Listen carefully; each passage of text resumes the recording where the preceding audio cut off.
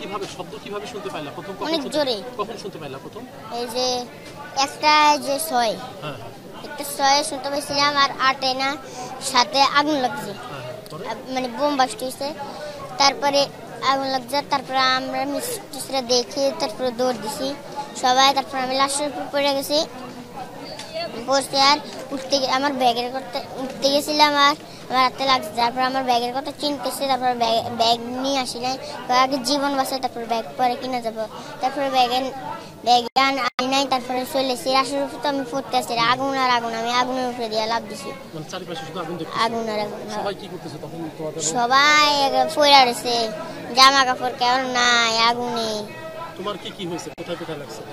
আমার এই যে চুল পড়ে গেছে, তারপরে কান দুইটা, আবার এই যে হাত, আবার পিঠে অল্প একটু হয়েছে, কানে বেশি। তখন কি আগুন শুধু চারিপাশে কিরকম আগুন দেখতেছিল? অনেক আগুন, লাল লাল। শুধু আগুন আর আগুন। আমি সামনে দিয়ে বের হচ্ছি, যেখান দিয়ে স্কুলে ঢুকে না, এখান দিয়ে বের হচ্ছি।